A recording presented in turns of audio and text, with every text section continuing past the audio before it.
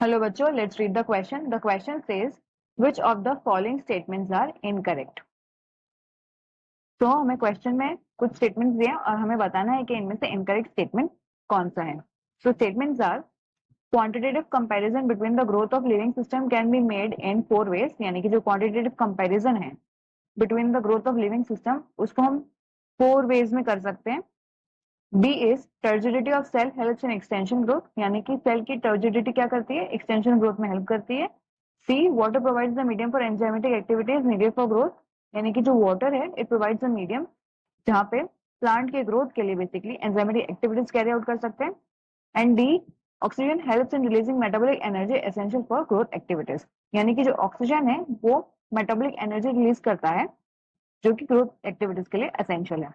तो बच्चों हमें बताना है कि इनमें से इनकरेक्ट स्टेटमेंट कौन सा है. तो हमारे इस क्वेश्चन का की कॉन्सेप्ट होगा, की concept will be plant growth and development. Plant growth and development. तो बच्चों यहाँ पे जो स्टेटमेंट्स दिए गए हैं ये प्लांट ग्रोथ एंड डेवलपमेंट से रिलेटेड है और ये सारे डिफरेंट स्टेटमेंट्स हैं, बट ओवरऑल ये प्लांट ग्रोथ एंड डेवलपमेंट से रिलेटेड है. अब अगर हम बात करें एक एक स्टेटमेंट की, तो जो स्टेटमेंट 1 है वो ये बोल रहा है कि quantitative comparison between the growth of living system can be made in 4 ways. तो ये गलत है बच्चों, बिकॉज ये जो क्वांटिटेटिव कंपैरिजन कर सकते हैं हम between the growth of living system it can be made only in 2 ways. It can be made only in 2 ways. यानी कि जो ग्रोथ रेट है इट इज ऑफ 2 टाइप्स. पहला है एब्सोल्यूट ग्रोथ रेट एंड दूसरा है रिलेटिव ग्रोथ रेट. तो absolute and relative growth rate.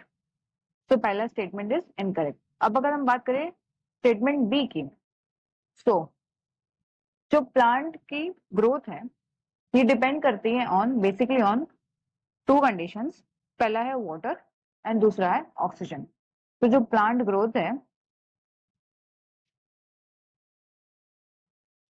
It depends on water and it depends on oxygen. अब अगर हम बात करें वाटर की, तो जो वाटर प्रेजेंट होता है प्लांट के सेल्स में ये क्या करता है, ये टर्जर प्रेशर क्रिएट करता है सेल्स में, जिसके वजह से प्लांट के सेल्स जो है वो डिवाइड करते हैं. तो वाटर के वजह से सेल में होता है डिवीजन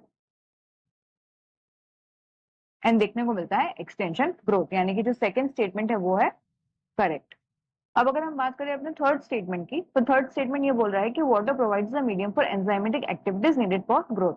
तो ये स्टेटमेंट भी करेक्ट है बच्चों, बिकॉज जो वाटर है it acts as a medium. ये एक मीडियम प्रोवाइड करता है जहां पे जो भी प्लांट के ग्रोथ की एंजाइमेटिक एक्टिविटीज होती है वो सब कैरी आउट होती है.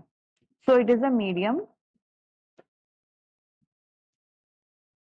For enzymatic activities.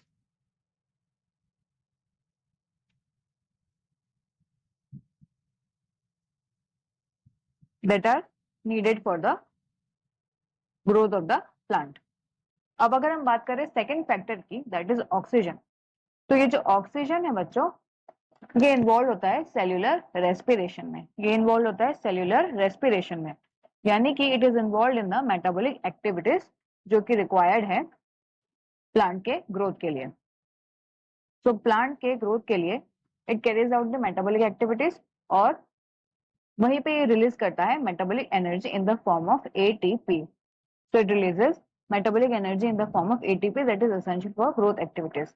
यानी कि अगर हम बात करें हमारे फोर्थ स्टेटमेंट की तो वो भी करेक्ट है. तो बच्चों हमें क्वेश्चन में पूछा गया है कि इनमें से इनकरेक्ट स्टेटमेंट कौन सा है. तो जो हमारा इनकरेक्ट स्टेटमेंट है that is statement A, that is quantitative comparison between the growth of living system can also be made in 4 ways. यानी कि जो हमारा करेक्ट ऑप्शन होगा that will be option A, that is A only. So I hope you have understood the concept well. Best of luck.